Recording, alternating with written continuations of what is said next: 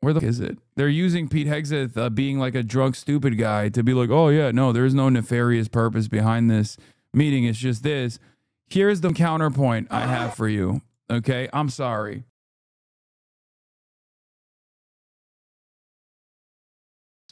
Hundreds of admirals and generals are leaving their posts from airfield, at sea, and at tactical headquarters around the world, summoning all U.S. general officers and admirals in command positions and senior enlisted leaders to a meeting at the U.S. Marine Corps base in Quantico, Virginia.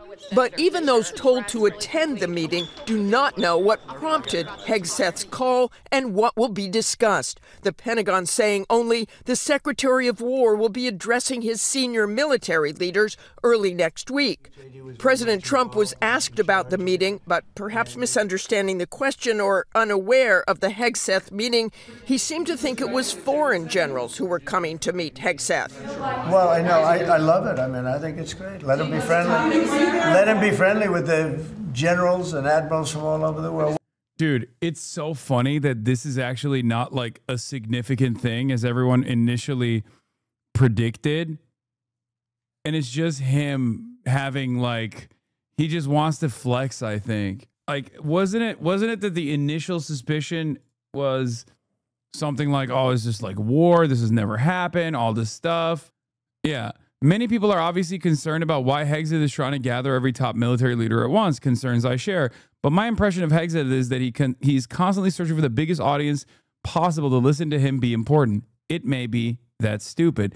Hegseth is an alcoholic Fox News host, someone whose highest leadership position was a platoon leader, who now inexplicably supervised the entire military.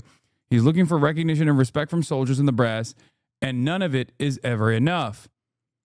Turns out, Defense Secretary Pete Hegseth ordered hundreds of generals to travel on short notice from around the world to hear him make a short speech on military standards and the warrior ethos.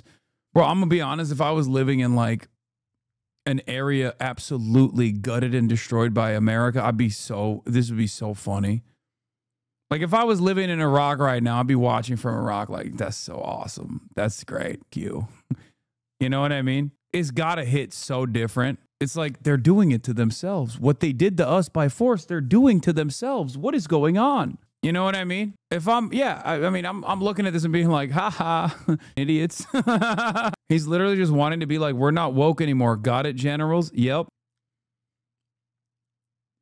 Hegseth's orders, which were sent earlier this week to senior generals and admirals worldwide, require anyone in a command position with the rank of 1-star general or rear admiral and above, as well as their senior enlisted leaders, to be at Marine Corps University at Quantico, Virginia on Tuesday. It's just going to be about how they're all required to listen to a podcast called Warrior Mindset. Yeah, pretty much. That's awesome. I think it's awesome. Why are we here to suffer, or are we here to support the Hasan Piker Broadcasting Service with viewers like we? Make sure to gift those subs and use your free Twitch Prime to sub on PBS. Thank you. Yeah, all of those subs are probably going to eventually go to a legal team. So how loyal is the military to Trump? Well, I don't know. After this meeting, perhaps less loyal than they were prior to the meeting. Imagine a guy, because like, remember, generals are like, they're well-read. They are, they've put in the time, like they've elevated to the highest position in the military. And then you got this drunk rapist dipshit television personality being like, that's right, everybody. It's time to have the warrior mindset, okay? I need you guys to understand we're war fighters now, okay? This is the War Department, not the Defense Department. Because, like, I guess it was a perfect depiction of the anti-intellectual, the anti-intellectualism that is at the heart of the conservative movement.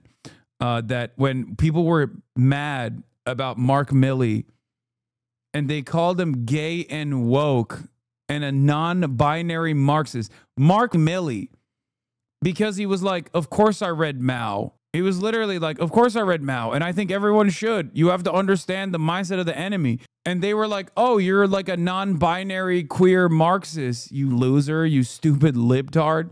Mark Milley. So it's just funny to have these guys who are like career military guys be like, what the is this shit? Could it be the case that they use Hegseth's poor public image to come up with a stupid explanation that keeps them from asking more questions? Was/will be more consequential? Yes. Except, counterpoint. Where's the fucking Max Blumenthal clip? Hold on. Here. While on the one hand, I think the American government must be more sophisticated than this, right? Like, obviously, there's got to be a different reason. They're just like using, Pete Hegseth's like stupid front-facing behavior to where the fuck is it? They're using Pete Hegseth being like a drunk, stupid guy to be like, oh yeah, no, there's no nefarious purpose behind this meeting. It's just this. Here's the counterpoint I have for you. Okay, I'm sorry. All right, when y'all score, I want to see the gritty. Yeah, I want to see the gritty. He's hammered, by the way. Look at him. He's hammered. He's like, want to see the gritty? You want to see the gritty? Yeah, I want to see the gritty. There's a Bud Light and a cup holder in front of him. Of course he's hammered. God forbid men have hobbies. Why is he dressed like Austin Show? Because he's a Vikings fan. I don't know if this is recent. It's from last year. Wait, last year? He was drinking woke-ass transgender beer last year at the peak of anti-trans sentiment directed towards Bud Light? Ain't no way. Oh, yeah, Austin. Look at that. Look at your boy. Look at your fandom, dude. All right, when y'all score, I want to see the gritty. Yeah, I want to see the gritty. Yeah, what do you got to say now? Yeah, what do you got to say now? Yeah. Is this why we haven't won a Super Bowl? Probably. That was like 4 years ago, lol. Oh, okay, thank God. So Bud Light wasn't transgendered yet. Is that what you're saying? Matt Iglesias never gave the left credit. Matt Iglesias appears to have published and deleted an article saying the leftists were right about the Democrats. What? The left is right about the Democrats.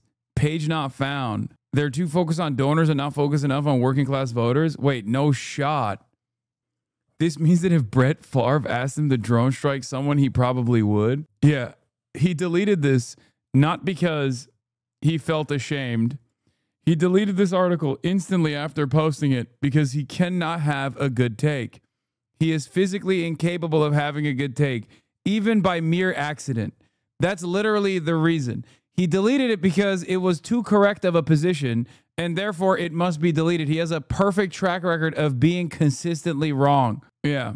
He's like, oops, accidentally posted a right take. He probably saw a current affairs interview. No, I think he's currently more predisposed with Curtis Yarwin, accusing him of being a recipient of hereditary communism. Yeah, that's what that ugly ass worm Curtis Yarvin was saying the other day. He said Matt Iglesias has hereditary communism, like genetic communist genes.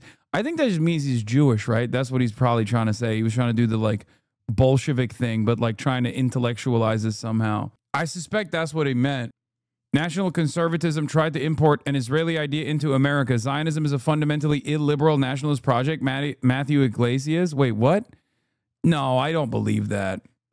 I don't believe he said that. I think Sammy Gold is memeing, right? There's 0% chance those words actually... What? That seems too good of a take to be coming out of Matty Iglesias' mouth, which now makes me reconsider what I think about Zionism being a fundamentally illiberal nationalist project. Maybe I was wrong.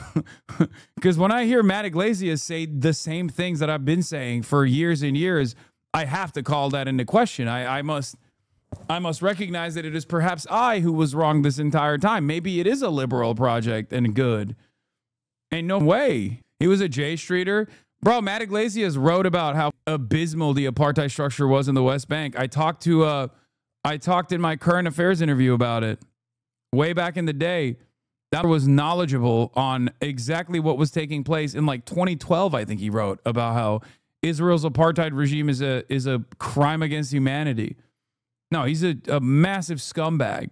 Why is there something? No, but is there something wrong with it? Vice President Vance stepping in, It's not particularly unusual that generals who report to the Secretary of War and then to the President of the United States are coming to speak with the Secretary of War. But there has not been a meeting quite like this one, and it has created apprehension among senior officers. Last May, Hegseth ordering at least a 20% reduction in the number of four-star generals and admirals across the active duty force. It's in keeping with President Trump's commitment to achieving peace through strength.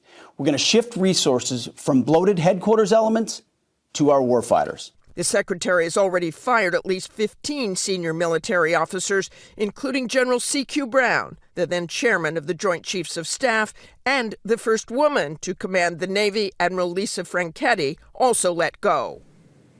While the topic of the meeting remains a mystery, given what President Trump and J.D. Vance said about it, it does not appear to be an urgent national security matter. But having this many senior officers away from their post does create concern among some. Rebecca? All right, Martha, thank you.